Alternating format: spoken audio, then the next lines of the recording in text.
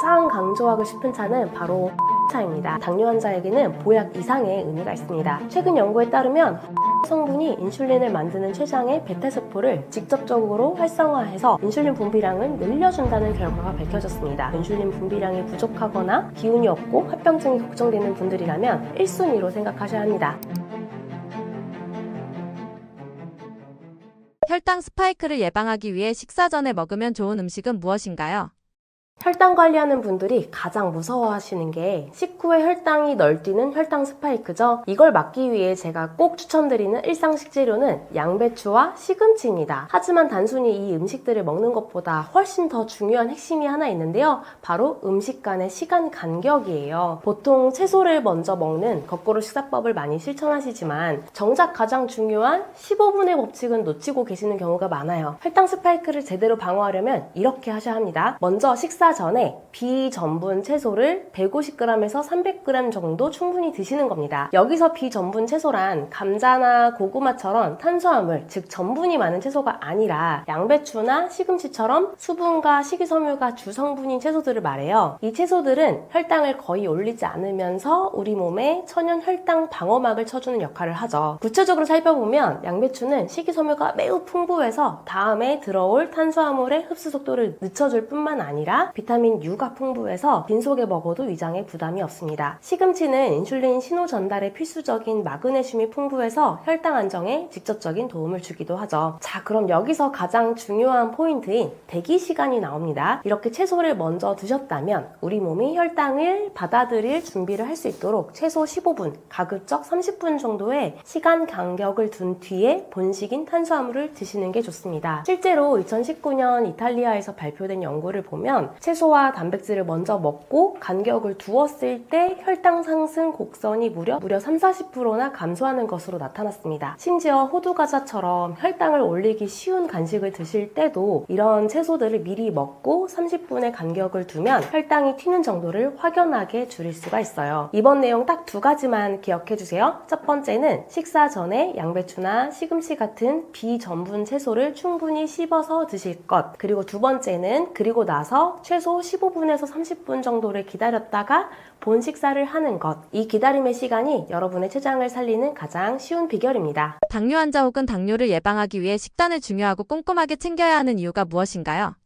많은 분들이 식단 관리를 단순히 살을 빼기 위해서 혹은 혈당 수치를 낮추기 위해서라고 생각하시는데요. 의학적인 핵심은 바로 우리 몸에 인슐린이라는 일꾼을 쉬게 해주는 것에 있습니다. 이해하기 쉽게 비유를 들어볼게요. 우리가 음식을 먹으면 혈액 속에 포도당이라는 에너지가 생기는데 이 에너지가 세포 안으로 들어가서 힘을 쓰려면 인슐린이라고 하는 열쇠가 세포의 문을 열어줘야 합니다. 그런데 당뇨가 있거나 유형군인 분들은 이 과정에서 두 가지 문제가 생겨요. 첫 번째는 인슐린 부족인데요. 열쇠 자체가 모자란 경우입니다. 두 번째는 인슐린 저항성인데요. 열쇠는 있는데 문구멍이 녹슬어서 문이 잘 안 열리는 경우죠. 결국 문이 안 열리니 포도당은 세포로 들어가지 못하고 혈액 속을 떠돌게 됩니다. 이때 우리 몸은 췌장은 비상사태를 선포하고 열쇠가 부족한가 봐 라고 하면서 무리하게 인슐린을 계속 뽑아내게 되죠. 식단을 꼼꼼히 챙기지 않고 혈당을 급격히 올리는 음식을 자꾸 먹는다는 건 이미 지쳐있는 췌장을 채찍질해서 억지로 일을 시키는 것과 같습니다. 결국 췌장이 완전히 번아웃하게 되어서 인슐린을 만드는 기능을 잃어버리면 그때부터는 회복이 정말 힘들어지거든요. 그래서 우리가 식단을 꼼꼼하게 챙겨야 하는 진짜 이유는 단순히 혈당 수치를 관리하기 위함이 아닙니다. 혈당이 천천히 오르는 음식을 먹어서 췌장이 적은 양의 인슐린으로도 효율적으로 일하게 만들고 지친 췌장에게 휴식 시간을 주기 위해서입니다. 요약하자면 식단 관리는 단순히 음식을 참는 게 아니라 지친 췌장에 휴식 시간을 주는 것입니다. 혈당을 천천히 올리는 음식을 선택해서 우리 몸의 인슐린 일꾼들이 무리하지 않고 효율적으로 일할 수 있는 환경을 만들어주는 것이 식단 관리의 진짜 목적입니다. 당뇨를 예방하기 위해 꾸준히 먹으면 좋은 차는 무엇인가요?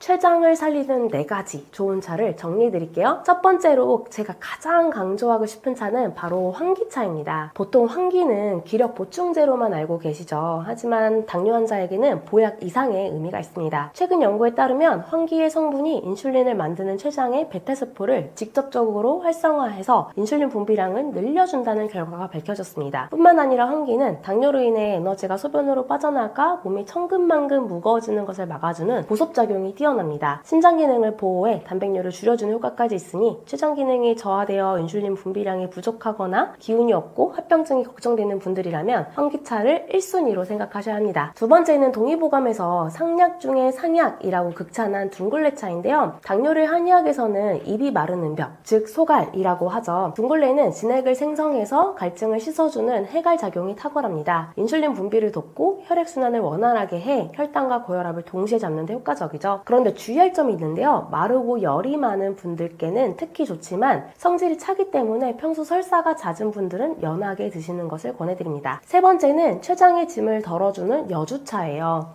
여주 속의 식물성 인슐린과 카란틴 성분은 포도당이 우리 몸에서 잘 연소되도록 돕습니다. 앞서 말씀드린 환기가 인슐린 공장을 돌린다면 여주는 그 인슐린의 이를 직접 도와주어 췌장이 쉴 수 있는 시간을 벌어주는 역할을 합니다. 하지만 쓴맛이 강하기 때문에 잘 말린 여주를 차로 우려내서 부드럽게 드시길 바랍니다. 마지막 네 번째는 몸이 찬 분들을 위한 생강차예요. 둥글레와는 정반대의 체질인 분들께 좋은데요. 생강의 진저롤 성분은 인슐린 분비를 촉진합니다. 실제 시드니 대학 연구에 따르면 매일 생강 1g씩 복용했을 때 혈당 수치가 12% 정도 감소한다는 보고도 있습니다. 이때 손발과 아래체가 차고 순환이 안 되는 분들, 체중이 좀 있는 분들이 생강차를 드시면 몸의 열을 높여서 면역력까지 챙길 수 있어요. 핵심 내용만 딱 정리해드릴게요. 췌장 베타세포를 깨우고 기력을 살리려면 환기차, 그리고 입이 마르고 열이 많을 땐 둥글레차, 췌장의 일을 덜어주는 식물성 인슐린은 여주차, 마지막으로 몸이 차고 순환이 안 될 땐 생강차를 선택하시면 됩니다. 내 몸에 맞는 차 한 잔이 지친 췌장을 살리는 가장 강력한 치료제가 될 수 있습니다. 우리가 흔히 건강식이라고 생각하는 곡물, 과일이나 음식 중에 당뇨에 안 좋은 음식이 있다고 하는데 무엇인가요?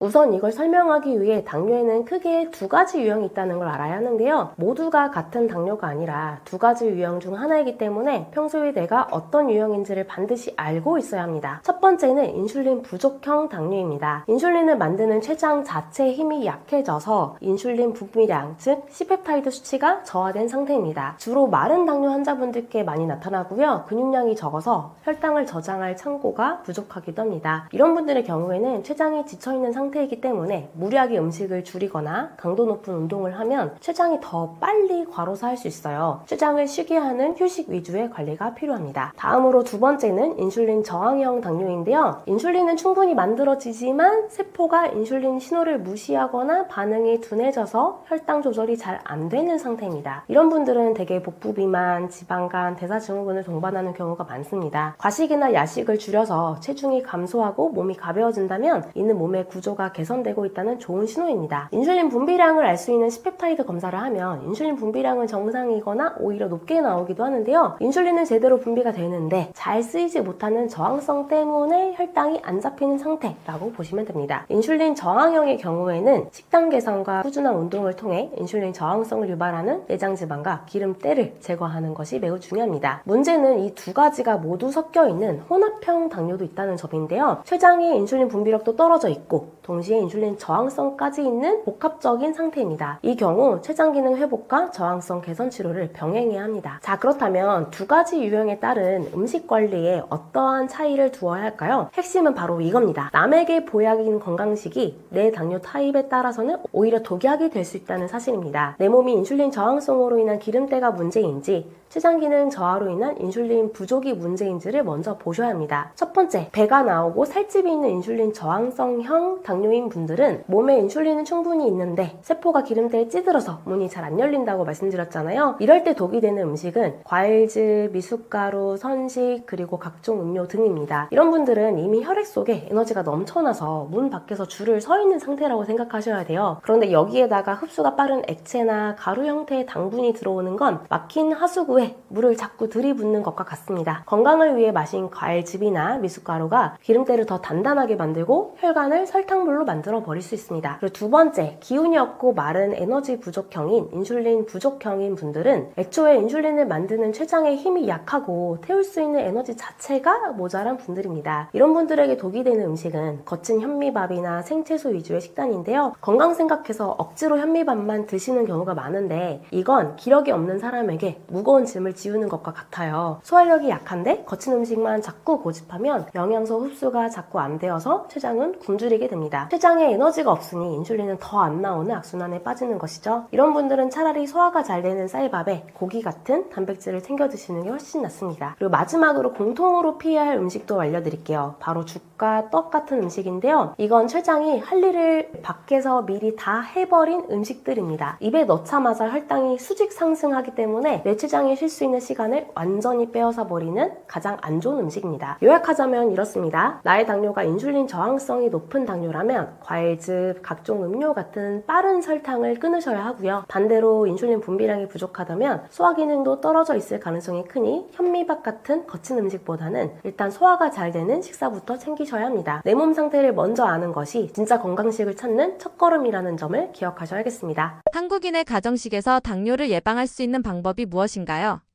결론부터 말씀드리면 한식은 죄가 없습니다. 오히려 최고의 예방 식단이 될 수 있습니다. 흔히 밥 중심의 한식이 탄수화물이 많아서 위험하다고들 걱정하시는데 그건 한식을 반만 알고 계시는 거예요. 당뇨병 학회가 권장하는 이상적인 영양소 비율이 탄수화물 60% 그리고 지방 20% 단백질 20%입니다. 이 비율을 지키면서 한식을 보약으로 만드는 세 가지 원칙을 말씀드릴 테니 꼭 기억해 주세요. 첫 번째, 단순당은 무조건 끊으셔야 합니다. 믹스커피, 탄산음료, 과일 주스는 당뇨 환자에게 독약과 같아요. 특히 과일 주스 한 컵만 마셔도 하루 권장 당 섭취량인 50g을 바로 채워버립니다. 단순당이 혈관에 넘쳐나면 간에 기름이 끼고 고혈압, 고지혈증이 따라오죠. 단맛을 끊기 힘들다면 아스파탐 같은 대체 감미료를 활용하는 과도기를 거치더라도 액체로 된 당분은 반드시 멀리해야 합니다. 둘째, 밥의 양을 딱 2숟가락만 남겨보세요. 한국인은 밥심으로 산다고 하지만 당뇨 환자에게 밥은 더 이상 보약이 아닐 수 있습니다. 잡곡밥이나 현미밥이 식이섬유가 많아 좋긴 하지만 그 역시 본질은 탄수화물입니다. 평소 드시는 양에서 무조건 2숟갈만 덜어내세요. 이 작은 습관만으로도 전체 탄수화물 섭취량을 5에서 10% 줄여 학계 권장 비율인 60% 이하로 맞출 수 있습니다. 셋째, 식이섬유라는 천연 방지턱을 먼저 세우세요. 나물과 채소에 풍부한 식이섬유는 포도당이 혈관으로 들어오는 속도를 늦춰주는 최고의 방어막입니다. 특히 우리나라 중년 남성분들은 식이섬유 섭취가 매우 부족한데요. 식사 전에 나물을 먼저 서너 젓가락 드는 거꾸로 식사법만 실천해도 혈당 스파이크를 막고 복부 비만을 잡을 수 있습니다. 결국 한식은 밥이 전부가 아니라 밥과 반찬의 조화가 핵심입니다. 무조건 밥을 끊는 극단적인 식단은 오래 못 갈 뿐더러 오히려 사망률을 높일 수 있습니다. 나물과 단백질을 먼저 챙긴 뒤 마지막에 밥을 드시는 거꾸로 식사를 실천해보세요. 정가랑 한식 한 상은 그 자체로 가장 훌륭한 당뇨약이 될 것입니다. 다시 정리하자면 오늘부터 밥상은 무조건 채소, 고기, 밥 순서로 드시고 마지막에 밥 2숟가락은 꼭 남겨주세요. 단순당인 설탕과 음료수는 끊으시고요. 이것이 한식으로 당뇨를 다스리는 가장 완벽한 가이드입니다. 약을 먹어도 당이 안 떨어져야 하는 분들이 많은데 당뇨 진짜 원인은 무엇인가요? 네, 사실은 이제 우리가 이 약국에서 환자를 만나면서 이제 제가 많이 경험하는 것 중에 이런 환자분들이 있어요. 저는 약도 열심히 먹고요, 운동도 열심히 하고, 그리고 정말 밥도 많이 안 먹거든요. 그런데 당이 안 떨어집니다. 이제 이렇게 이야기하시는 분들이 있습니다. 그래서 저는 이제 이런 경우를 보고 저는 이런 비유를 하는데요. 이제 우리가 사회가 불안하면 은행에다가 돈을 저금을 합니까? 찾아옵니까? 찾아온다. 마찬가지로 우리 인체는 내가 스트레스라든가 긴장 상태가 연속 지속이 돼버리게 되면 당을 세포에 배달하는 것이 아니라 혈관이 당을 갖게 되고요. 그 다음에 간에서는 과도한 포도당을 계속 만들어서 방출을 하게 되는 이러한 현상들이 벌어지게 되면서 당이 올라갑니다. 그러니까 저는 혈당이 조절이 잘 안 되는 그 배경 속에는, 또는 당뇨가 처음 생겨나는 배경 속에 스트레스가 굉장히 크게 작용하고 있다라고 저는 생각을 합니다. 그래서 스트레스 상태가 지속이 되면 항상 전투 모드가 되는 거죠. 그래서 전투 중에는 절대적으로 혈당을 낮출 수가 없죠.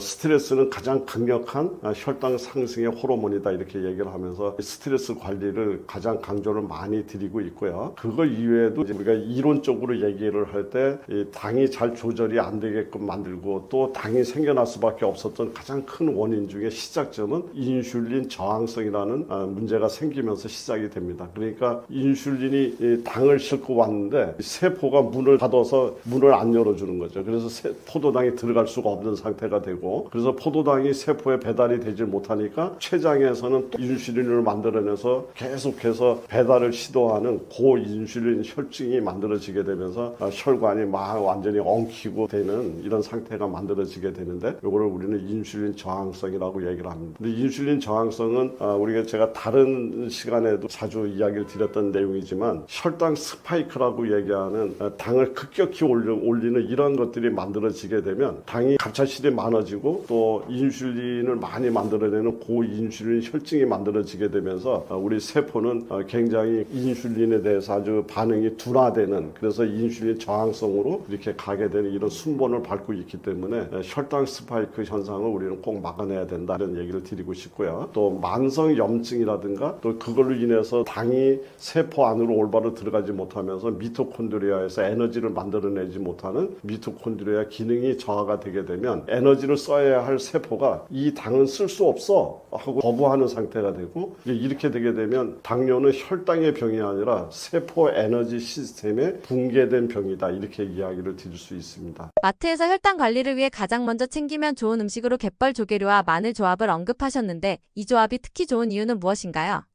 당에 좋은 그런 음식 조합은 상당히 많이 있습니다. 그런데 특히 이제 제가 많이 권유드리는 것 중에 하나가 갯벌에서 나오는 바지락이라든가 모시조개라든가 하는 갯벌 조개류와 마늘을 혼합을 해서 끓였는 소위 마늘 조개탕이죠. 바지락 마늘탕, 모시조개 마늘탕, 이제 이렇게 얘기할 수 있는 음식인데, 이 조합은 정말 혈당 관리에 숨은 실력자다, 저는 이렇게 생각을 합니다. 왜 그러냐면 갯벌에서 나오는 조개류 안에는 타우린이라고 하는 그 성분이 있는데, 그 타우린은 인슐린 민감도를 굉장히 개선하는데 매우 뛰어난 효능이 있는 걸로 알려져 있고요. 그리고 인슐린을 합성하고 저장하고 췌장을 건강하게 만드는데 필수적인, 말하자면 당뇨 미네랄이라고 얘기하는 아연이라고 하는 미네랄을 가장 많이 갖고 있는 게 갯벌 음식이죠. 이제 그러면서 비타민 B12, 세포를 회복시키는, 또 세포의 에너지를 회복시키는 데 작용하는 비타민이죠. 그거와 철분을 많이 갖고 있는 것이 바지락이라든가 모시조개, 갯벌에서 나오는 조개류가 갖고 있는 특징적인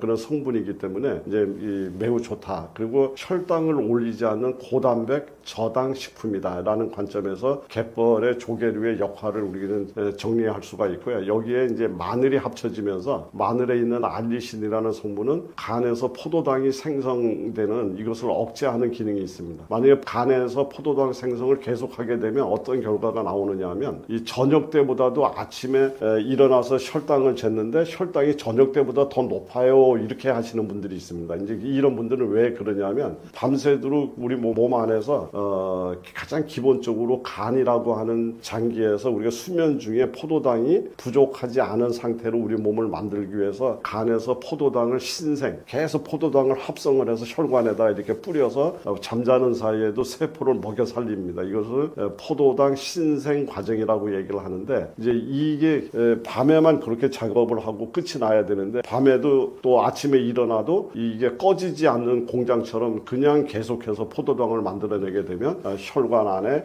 당이 많이 모여들면서 아침에 일어났는데 오히려 더 당이 저녁 때보다도 더 높은 현상이 나타납니다. 이제 이런 현상이 나타나는 것은 대표적으로 간 포도당 생성과 관련이 있는데, 마늘이 이 작용을 억제하고 또 도와주는 역할이 있습니다. 그리고 또 마늘은 대표적인 염증을 완화해서 인슐린 저항성을 감소시키고요. 그리고 혈관을 확장하는 그런 기능이 있어서 우리 말초 혈액순환을 도와주면서 혈당 이용률을 높여주기 때문에 갯벌 조개류와 마늘이 만났을 때 정말 우리가 이야기하는 당 관리뿐만 아니라 당으로 인해서 생겨날 수 있는 여러 가지 합병증을 잘 해결할 수 있는 최고의 조합이다라고 저는 생각을 합니다. 그래서 당을 만들지 않으면서 당을 잘 쓰게 만드는 그러한 방향으로 몸을 돌려준다. 갯벌에서 나오는 조개류와 마늘이 합쳐서 만들어낸 아주 정말 좋은 그런 작용이다라고 저는 이야기를 드리고 싶습니다. 초콩처럼 식초와 단백질 식품을 함께 활용하는 방식이 혈당 스파이크를 줄이는 데 도움이 된다고 하셨는데 이 원리를 일반 식사에 어떻게 응용하면 좋은가요?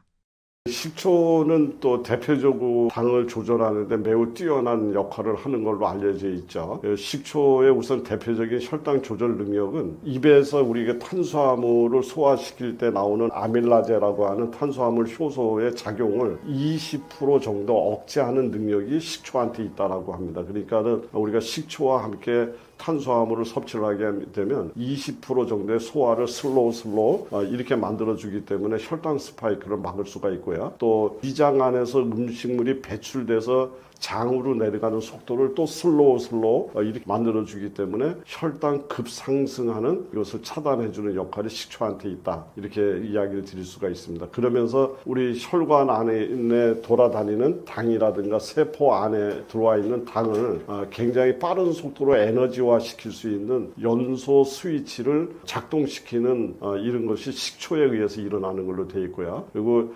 인슐린에 대한 민감도를 높여서 인슐린 저항성이 생기지 않도록 만들어주는 것이 또 초가 갖고 있는 그런 대표적인 효능으로 알려져 있습니다. 그래서 단백질과 함께 먹을 때 혈당 상승을 완만하게 한다든가 또 그렇게 하면서 천천히 소화를 진행시키니까 포만감이 지속이 되고요. 그러면서 가장 중요한 것 중에 하나는 그 하는 당들을 근육에서 먼저 당을 사용할 수 있게끔 근육의 문을 여는 것을 바로 또 식초가 하는 걸로 이렇게 되어 있습니다. 그래서 사실은 저도 당뇨는 없습니다만은 이제 기본적인 건강 관리를 식초를 활용하는 방법을 많이 쓰고 있는데 항상 밥 먹기 전에 이렇게 커피잔 정도의 따뜻한 온수에다가 식초를 커피 숟가락 한 숟갈 정도를 섞어서 이것을 주로 식사 전에 한 잔을 마시고 식사를 하는 습관을 오랫동안 하고 있는데 저는 지금까지 당이라든가 이런 것들에 대해서 염려 안 하고 정말 혈액이 굉장히 맑게 잘 관리가 되고 있습니다. 그래서 우리 시청자분들께서도 한번 이런 것들을 정말 그냥 좋다는 건 너무 많지만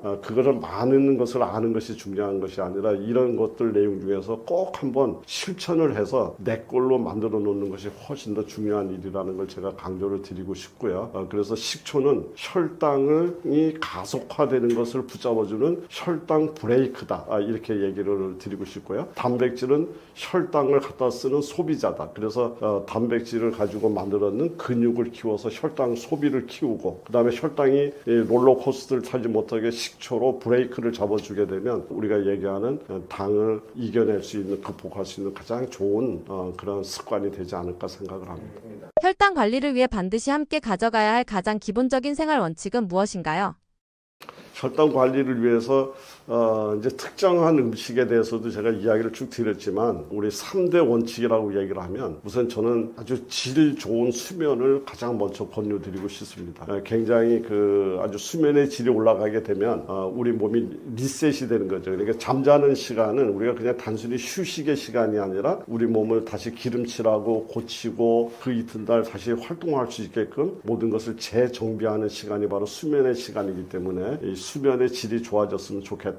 근데 그 수면의 질이 떨어지게 되는 잠 부족 현상이 오게 되면 우리 몸은 자꾸 반각성 상태가 되면서 코티졸 호르몬이라는 것이 상승이 되게 되면 혈당 상승으로 이어지는 이런 고리를 가져가기 때문에 수면의 질을 첫 번째로 꼽고 싶고요. 그리고 우리 몸에 당을 잘 활용해서 체온이 잘 유지가 되는, 그러니까 몸이 춥거나 저체온증에 빠지지 않고 따뜻한 몸이 될 수 있도록 체온 관리, 그 다음에 근육을 최대한 키워서 혈당을 갖다 잘 저장을 해놓고 우리가 필요할 때 항상 사용할 수 있는 저장 창고를 만들었으면 좋겠다. 이런 것들을 하기 위해서는 적절한 운동을 이야기하는데 걷기라든가 하체, 근력 운동, 이제 이런 것들이 혈당을 관리하는데 굉장히 중요한 방법이 된다고 보고 있습니다. 그리고 나서 이제 우리가 식사 리듬, 그래서 불규칙한 식사 같은 것을 갑자기 하지 마시고 식사를 하실 때도 항상 이 당을 바로 올릴 수 있는 이런 것이 아니라 당을 올릴 수 있는 음식은 뒤로, 그 다음에 천천히 당을 올라가지 않도록 억제할 수 있는 식이섬유라든가 또는 단백질 중심의 식사를 먼저 하시면서 그 다음에 탄수화물 식사로 넘어가는 이런 습관만 잘 가지시더라도 우리는 그 혈당 관리를 누구보다도 자연스럽게 생활 속에서 해결할 수 있지 않겠느냐 이렇게 보고 있습니다. 그래서 약을 나는 먹고 있어. 그러니까 당은 약만 먹으면 돼, 이런 식으로 약만 가지고서 혈당을 잡으려고 하지 마시고 몸의 환경을 바꾸어서 혈당을 이겨내려고 하는 이런 생활을 꼭 반드시 반드시 습관화시켜 주시기를 시청자분들께 권고드리겠습니다. 당뇨에서 제일 중요한 건 식사일까요? 네, 당뇨란 피 속에 포도당이 과하게 올라간 상태를 말해요. 그래서 소변에서도 당이 검출됩니다. 혈당은 대부분 식사를 하시고 난 다음에 올라가는데요. 우리가 정상이라면 인슐린으로 조절하게 되죠. 그런데 당뇨는 이 조절 능력이 깨진 상태를 말합니다. 그래서 식사로 들어오는 탄수화물의 양과 종류가 식후 혈당 곡선을 결정하게 돼요. 그런데 당뇨의 가장 큰 문제는 또 합병증이 있죠. 당뇨성 망막변증, 당뇨병성 신증, 당뇨병성 신경병증 같은 것들입니다. 급격한 혈당 스파이크 때문에 혈당 변화를 일으키는 게 바로 고당질 식사예요. 그래서 우리가 식사요법을 잘 지킨다면 혈당 수치 조절을 하는 것 플러스 합병증 발생 자체를 줄일 수 있는 겁니다. 당뇨가 있으면 탄수화물을 피해야 한다고 하는데 아예 안 먹어야 하는 건가요? 네, 무조건적인 탄수화물 제한은 아니고요. 핵심은 조절하는 겁니다. 뇌, 적혈구, 신장 안의 수질 부위는 포도당만 에너지로 사용해요. 혈당 개선을 위해서 총 탄수화물의 양 자체를 줄이는 것은 필요한데요. 지나친 탄수화물 섭취 제한은 필수 영양소가 결핍되고 또 저혈당, 케톤산증 위험을 초래해요. 그래서 기능도 떨어지고 집중력도 떨어지고 피로를 느끼게 되죠. 특히 SGLT2 억제제라고 해서 포시가, 자디앙이라는 약들이 있는데요. 요거 복용하시는 분들, 또 영양불량 위험이 높은 분들, 고령자, 임산부, 수유부 이런 분들한테는 더 탄수화물 제한을 권장하지 않습니다. 정제 탄수화물이라고 부르는 흰쌀, 설탕, 빵 이런 건 줄이시고요. 복합 탄수화물로 현미, 귀리, 콩 이런 것들을 선택하시면 좋을 것 같습니다. 의외로 당뇨에 안 좋은 음식들이 있다는데 어떤 건가요? 네, 건강식인 줄 알았는데 조심해야 될 것 중에 첫 번째가 과일 주스예요.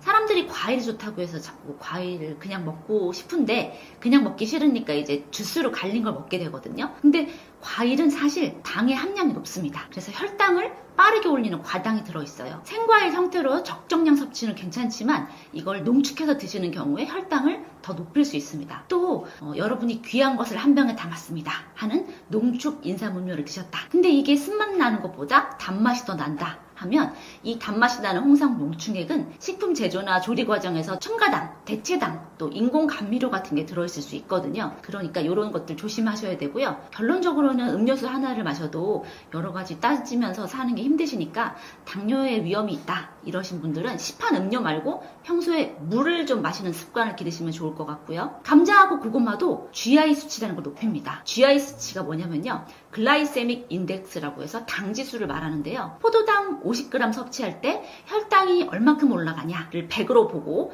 다른 식품 탄수화물 같은 양인 50g을 섭취해서 혈당이 어느 정도 상승하는지 그 속도를 비교하는 겁니다. 그런데 고구마는 GI가 44에서 61, 감자는 70에서 95 정도로 혈당을 더 높이는 게 사실 감자고요. 고구마는 100g당 약 86kcal, 감자는 100g당 77kcal로 칼로리가 더 높은 거는 고구마입니다. 둘 다 적은 양이면 많이 먹으면 탄수화물 과잉이 되는 건 똑같아요. 그래서 조리법도 중요한데요. 고구마도 혈당을 덜 올린다고는 하지만 고구마를 굽거나 말랭이로 하면 GI 지수가 더 올라가고요. 감자도 버터 감자, 감자튀김 이런 형태로 드신다면 GI가 더 높아지고 칼로리도 높아집니다. 혈당 관리는 무엇을 가장 중요하게 봐야 할까요?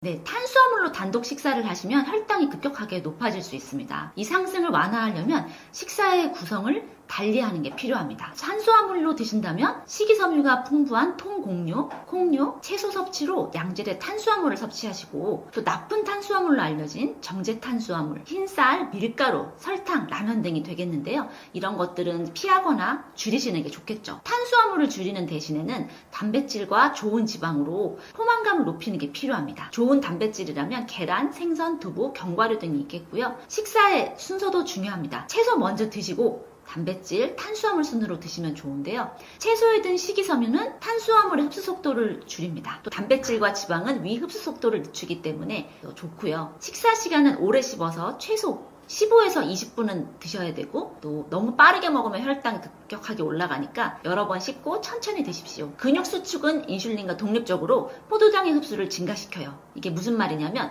식후에 가만히 있지 마시고 걷기 등을 통해서 혈당을 낮추시라는 말입니다. 늦은 저녁에 탄수화물을 단독으로 먹는다. 대표적으로 하면은 밤에 라면 먹고 자는 건데요. 최악입니다. 밤에는 인슐린 감수성이 떨어져서 혈당이 더 높아지기 때문이죠. 당뇨 환자가 놓치기 쉬운 저혈당 신호는 무엇일까요? 네, 저혈당인데 놓치기 쉬운 신호는요. 갑작스럽게 피곤하고 집중력이 저하, 또 졸리고 배고픔 등을 느끼는 건데요. 여기서 조금 더 진행되면 식은땀이 나고 불안감, 손떨림, 그리고 의식 혼미까지 갑니다. 인슐린이나 경구혈당 강화제를 용량이 너무 높거나 아니면 식사를 걸렀다, 식사량이 줄었다, 아니면 과다하게 운동을 했다, 과음을 했을 경우에 저혈당의 원인이 됩니다. 자, 이럴 때는요, 설탕이나 꿀 한 숟가락이라고 하는데, 꿀 한 숟가락이라고 하면은 밥 숟가락으로 한 숟가락 정도 말씀드리는 거고요. 설탕 한 숟가락보다 꿀 한 숟가락의 밀도가 더 높아요. 그리고 요구르트 작은 거 한 병 정도, 아니면 주스나 탄산음료를 200ml 정도, 그 다음에 사탕 3, 4개, 요런 거가 급격하게 혈당을 올릴 수 있거든요. 이런 단순당을 준비해 주시면 좋습니다. 가지고 다니시기에는 사탕이 좋아요. 그래서 당뇨 환자시라면 혹시 모를 저혈당에 대비해서 사탕을 몇 개씩 갖고 다니시는 게 좋습니다. 당뇨가 있는 분들에게 추천하시는 식사법이나 음식에는 어떤 것들이 있을까요?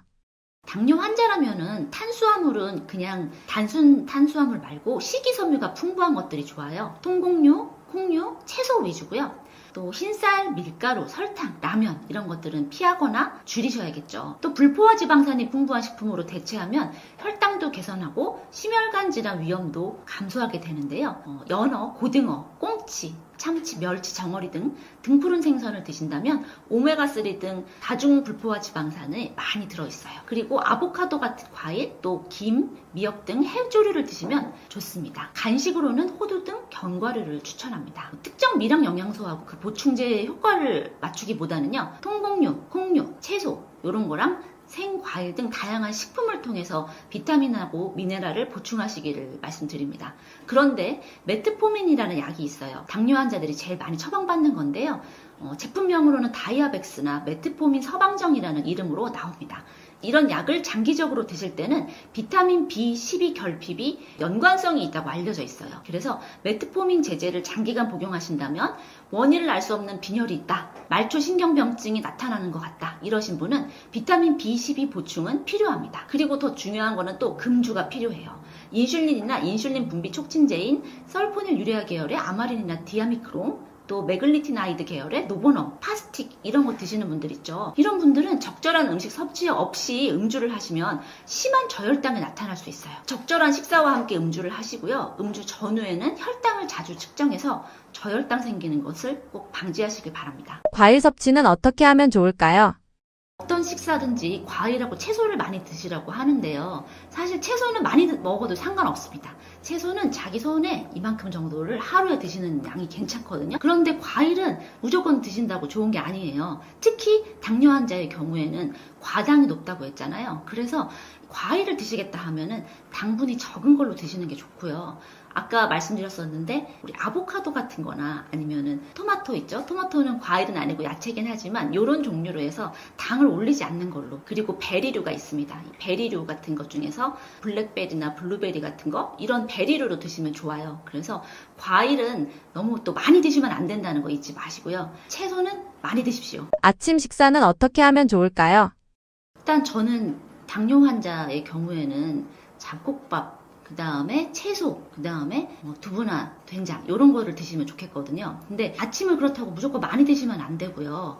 그렇다고 또 안 드시면은 저혈당이 생길 수 있습니다. 그래서 아침에 너무 많은 걸 드실 필요는 없고 잡곡밥이나 아니면 된장, 두부, 콩, 야채, 나물 있죠? 이런 거를 같이 드시면 좋고요. 저는 사실 간헐적 단식이라는 거 하고 있는데요. 당뇨 환자는 간헐적 단식을 해서 아침을 만일에 안 드신다거나 하는 거는 저는 말씀드리지 않아요. 왜냐하면 공복 시간이 길어졌을 때 혈당이 너무 떨어질 수 있습니다. 그래서 간헐적 단식을 당뇨 환자인 경우에는 아침에 하지는 않았으면 좋겠다라고 말씀드립니다.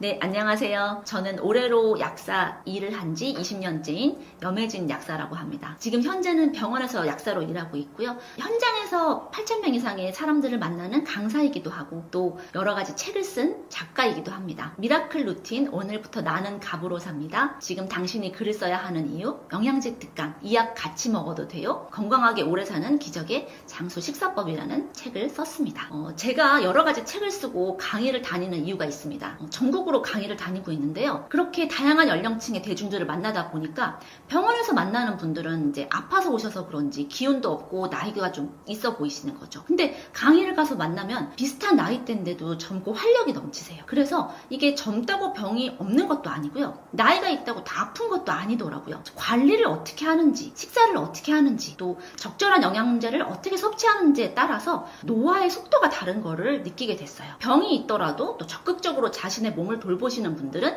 확실히 노화가 더뎠고요. 노화가 축적이 돼서 우리 노쇠라는 게 있습니다. 기능이 떨어지고 이제 쉽게 피로하고 이렇게 되는데요.